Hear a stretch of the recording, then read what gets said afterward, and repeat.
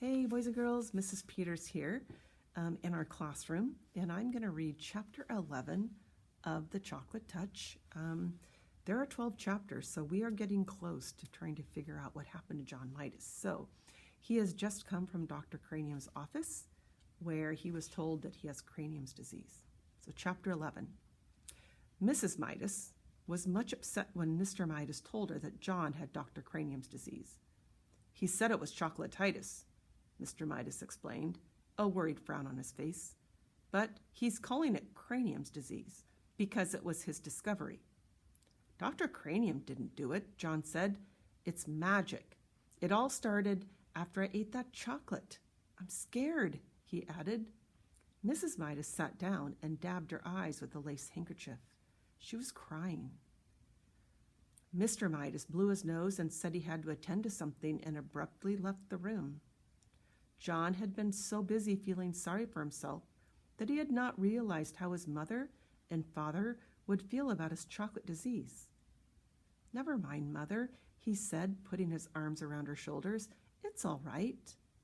Really, nothing was all right, but he couldn't bear to see his mother in tears. He kissed her wet cheek.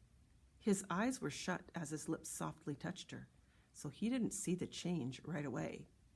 Then his lips began to feel sticky. He opened his eyes. His mother had turned into a lifeless statue of chocolate. John ran wildly out of the house without thinking where he was going or what he was going to do. All he knew was that somehow he must get help. For the first time in a long while, he forgot about himself altogether. Now he didn't care about anything but bringing his mother back to life. Without quite knowing how he got there, John found himself at the corner where he had bought the chocolate box. The lot was no longer an untidy rubbish hump. The neat red brick building with 2 show windows was exactly where it had been in the first place. But the display of candy he had previously seen in the windows was no longer there. In one window, John saw a chocolate trumpet, a chocolate pencil, and a silver dollar with a piece bitten out of it. In the other window, he saw a cafeteria tray littered with chocolate utensils and the remains of a chocolate lunch. Clearly, this place was the right one. Clearly, the store owner must know a lot about John's hateful chocolate touch. John rushed into the store. The store owner was standing behind the counter, carefully polishing something small and round and flat and silver. I was just thinking of you, he said. John had no time to waste on pleasantries. Remember the old coin I found and gave you, and you gave me a magic chocolate? He demanded. Without waiting for a reply, he babbled on. I ate it, and it made everything that touches my mouth turn into chocolate, and I kissed my mother, and now she's chocolate, and I've got to change her back. Easy now, murmured the store owner. Calm yourself. There was an expression of satisfaction in the old man's eyes. It's all your fault, John declared. If my mother isn't made better again, I'll fight you till you're dead.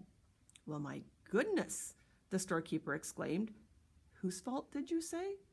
Yours, John said. If you hadn't taken that money, I wouldn't have... Now, John, the storekeeper interrupted, I must insist on honesty. I'm glad to hear that you're thinking about your mother for a change. Unselfishness is important, but honesty is also important. If you'll be truthful, perhaps I can help you. John's ears reddened. It was becoming unmistakably evident to him that he had only himself to blame for all of this unhappiness. He looked straight into the storekeeper's eyes. I'll do anything. I'll work for you all my life for nothing. If you'll turn my mother back, you can turn me to chocolate instead. If you want, The storekeeper apparently ignored John's offers. You were right, he said, when you guessed that I had something to do with your acquiring the chocolate touch. But you yourself earned the coin that bought the chocolate touch. Only greedy people can even see that kind of money. I suppose that one could say that you had chocolatitis, but it was an outward sign of selfishness. My mother, John reminded the storekeeper frantically. My mother's turned to chocolate. Do something about it. Oh, please do something about it.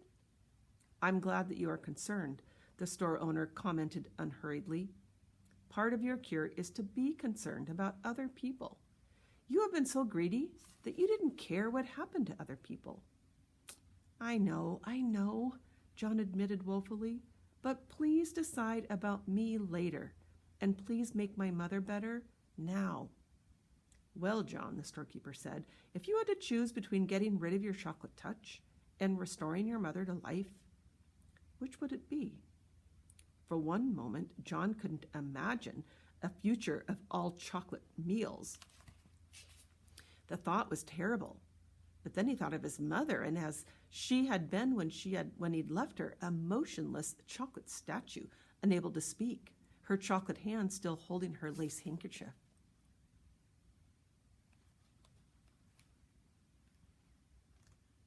Without further hesitation, John said, "Help my mother." Well, John, the storekeeper said, I'm going to give you another chance. When next you go to school, your chocolate pencil will be a real wooden pencil with lead in it. But, John began to protest, what did the pencil matter? The chocolate knife and fork and spoon you left on your tray in the cafeteria will have turned back to metal. Your chocolate trumpet will be a shiny golden one again.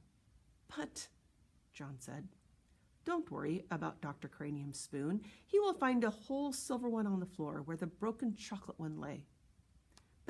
But how about, John said, Susan Buttercup will discover that the chocolate stains on her party dress and her shoes were nothing but water.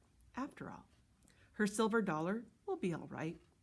John could stand the suspense no longer. My mother, he shouted. What about my mother? Will she be all right? The storekeeper smiled.